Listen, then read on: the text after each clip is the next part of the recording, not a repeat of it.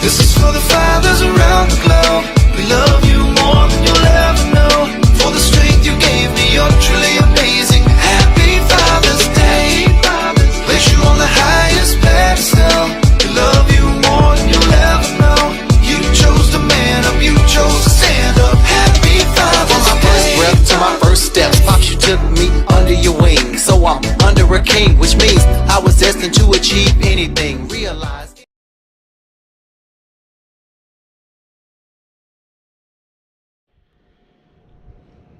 Good morning, anglers. This is Anglers 48 coming to you from Edinburgh, Texas. Thank you for joining me this morning. Today we're going to be going over a tackle box. Not just anybody's tackle box. We're going to be going over my dad's tackle box. So what is inside an old school angler's tackle box? Is it something that I would have in my tackle box? I'll go over some of the things. What does he have in there? I haven't opened it. My dad hasn't gone fishing in quite a while, and I do have his permission though, so we're gonna find out if there are things in there that I may have, possibly certain things that you may not even see nowadays in the store. Okay, so I've been wanting to do something like this.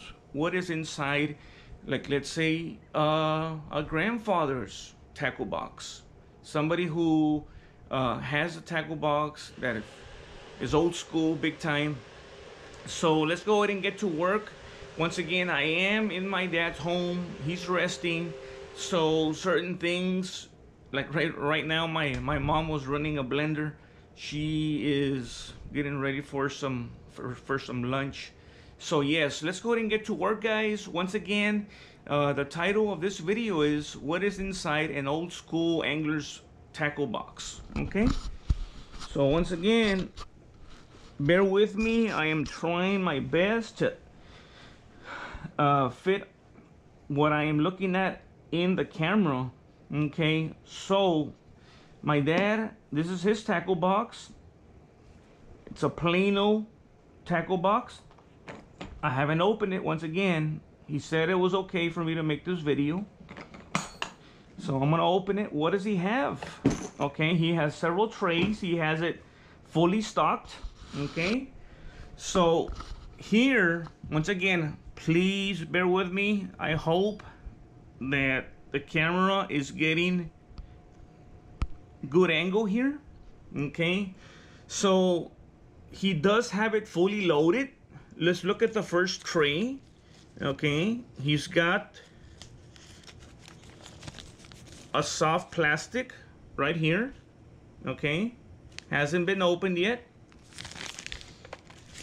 He does have the trout rig, just like me. All right, that's where I picked it up. Okay, I think I remember maybe my dad using it. So I told my dad that I was not gonna take anything from his tackle box, and it's something we're not supposed to do. Once again, here we got some hooks, treble hooks. My dad has a spoon. My dad, he is a big fan of the spoon. Okay, so here he has two of them, two spoons right here. Okay, look at the gigantic hooks that my dad uses. These are Chinese hooks. These are heavy duty hooks. Okay, he's got a couple of weights. Look at these hooks right here, guys. Huh? I don't know the size. Okay, he's got a floater right there. Another floater. What does he have here? He's got some bullet weights. He's got a little jig right there. Okay. Again, more stuff, more leaders. Okay. So my dad, he has his arsenal ready. One of the things that I was telling Tony, my partner in crime, is that You gotta open up your offense. Using some football terms. Open up your offense. What lures do you have? What soft plastics? What hard baits do you have? Don't just go and stick with one thing. Don't just go to one spot and stay there. Drift. Try using top water. Try using the spoon. You know, don't just stick with one thing, right? And I'm looking at my dad's tackle box here, and he's got all kinds of stuff. Let's continue, guys. So here he's got some swivels, okay? Look at this one right here, okay?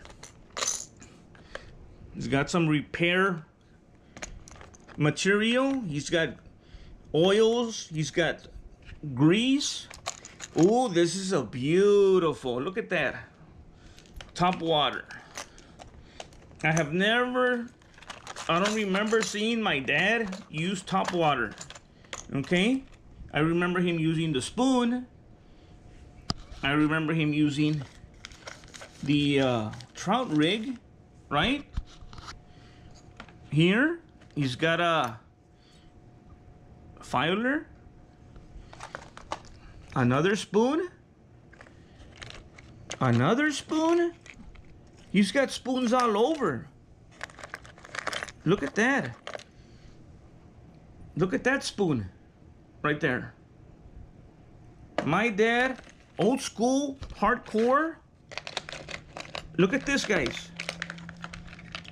My dad, he has a fascination with this type of lure. Look at that right there. He must know something about this particular soft plastic, because look, he's got another one right there. Okay? Hey, my dad's not gonna give me all his secrets. You know what I mean? More hooks. Wow. Let's put this one back. And we're going to be careful opening up this tray. Look at that. Gotta be careful here. Look at that, guys. I'm standing up. He's got more hooks. Look at that. Huh? That's not playing here. I don't have a hook that's that big. Another spoon. My dad has a fascination for spoons, and it's been working for me. 3 weeks in a row, 3 fishing trips in a row. 3 of them, guys. 3 fishing trips in a row where I've caught fish on a spoon. Prior to that, it wasn't something that I would even have going out there. You know the types of lures I had? Different baits. Spoon wasn't one of them. Okay? So let's continue. So he's got more lures here. He's got another floater. A trout rig. Look at that, guys. Another trout rig. Another spoon. Wow. How about that? This one has fur, right? Another popping cork. Okay. Another little bait right there. Another trout rig. Hasn't even been opened. Some more hooks right there, guys. Once again, please, anglers, please do not get on me if it's a shoddy video here. Another, this is a different type of trout rig, guys, right there. You see? It's called the speck and sand bass rigs. These also work. There's another one, guys. Look at that.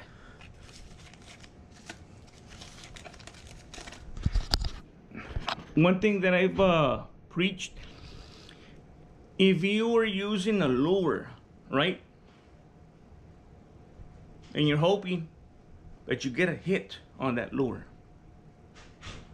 Doesn't it make sense to use the trout rig?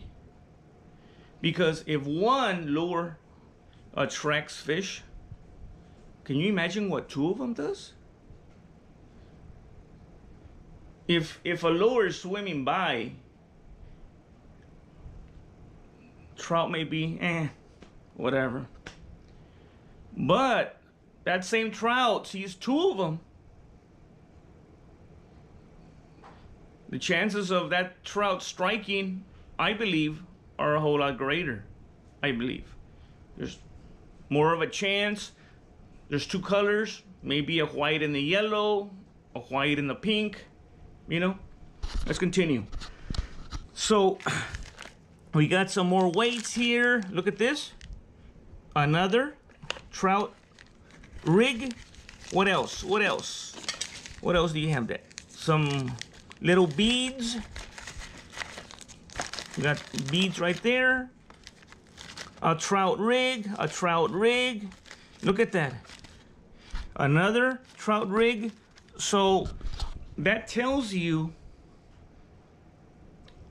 what faith of rig my dad has faith in. My dad has faith in the trout rig, which is the tandem rig, right? Two lures in the same line, and the spoon. He has a lot of faith in those. Okay, we're gonna go to the third, the third base right here. Another trout rig. There's only one here. A leader. Okay.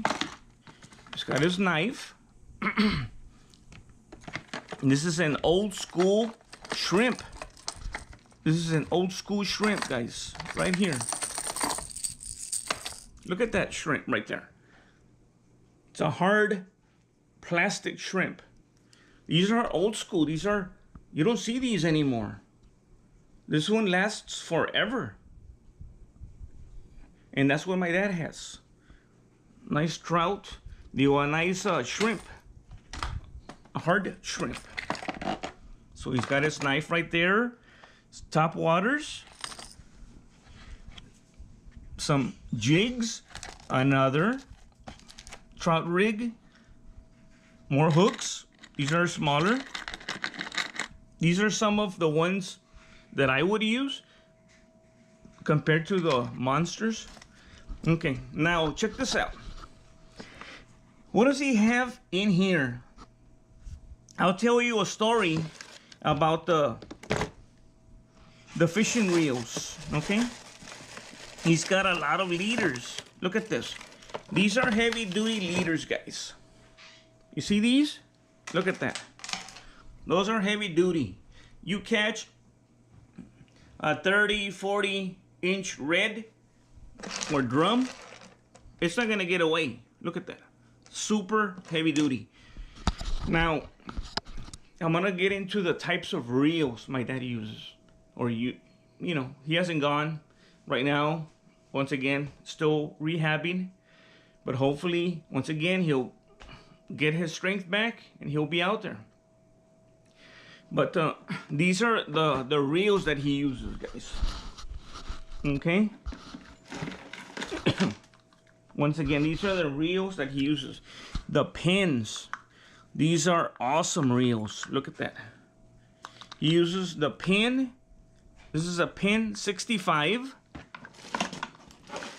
But this is his beauty. This is the one he loves to use. This is a pin 509. This is a beast to throw. Okay? His he doesn't have the strength he used to, so he can't get this one out too far the way he used to. I like the 309, the pen 309. Okay? But my dad, as I was growing up, he gave me a 309, a pen 309, good 309. Youngsters, right? We don't appreciate, we don't take care of things the way dads do, the way grandpas do. Okay? If I were if I were a different person, I would have taken more pride in taking care of that reel. I didn't know any better. Didn't clean it. Didn't take care of it the way he does. You understand? Look at all the stuff he has, and he takes very good care of it. When every time he would go to town, he would spend $30, $40 on hooks. You see his things. That's why this is what an angler's tool, tackle box is supposed to look like. You've seen mine, a couple of lures here and there. But once again, I wish I would have taken care of those reels. Now I can say that reel, it didn't last as long as it was supposed to. And now you saw my dad's reels. These reels are about 50 to 60 years old. See? If I would have taken care of mine, I would have been able to show it to you on my regular visits to the water. So this is, once again, and I feel that my dad is old school because, hardcore. This is a hardcore guy. He would go fishing, sometimes to Mexico, for a week, up to a week. When he wouldn't go to Mexico, he would go to Green Island. He would go to Three Islands. He would go to the North Cut in Port Mansfield. Sometimes they would go to the East Cut, and they would come home with beasts. I mean, these were fish. So this is once again what an old school fisherman has in his tackle box, and that's pretty much it, guys. I'm not gonna go too much further into what else he could have or what somebody else may have. So this is what my dad has. If you want to share, put a comment in there. What have you seen in your father's tackle box or grandfather's tackle box? Once again, this is what my dad has, and he takes care of his stuff. Washes his reels, greases them, lubes them, keeps them in tip-top shape. Once again, I told my dad that I was going to use it and put it right back, and that's what I'm going to do. Okay, I'm not going to take anything. What's his is his, and greatly appreciate my dad showing me the ropes, teaching me the basics of fishing. I do want to do another video where I'm going to be interviewing my father. Once again, he sleeps more now than he used to. He gets tired more now than he used to. And my dad has very little tolerance for talking to somebody. In other words, it's very hard for my dad to say yes to an interview. He said he would think about it, but I would hate to start the interview and have him be like, okay, that's enough. You know what I mean? So I'm gonna see if I can catch him in one of those good moods when he's not tired and stuff. So that's pretty much it, guys. Once again, I'll leave you with that. Thank you for tuning in to the very end. If this is new to you, this is your first time, second time, help anglers out. We want to get those numbers up. Hit the subscribe button. I want to bring you some nice fishing content. Once again, this content usually comes from Port Mansfield, via wade fishing, kayaking from Arroyo City on my boat, or from Port Isabel on the kayak. So comment, share. If you have any questions, if you have, once again, any advice for me when I go fishing, type it out there. If you see me while I'm in the water, say hi, okay? And show me or talk to me on and what you've caught so far. Stay safe out on the water. Always wear your vest. Safety first. Until next time, from Edinburgh, Texas, Anglers 48 signing off.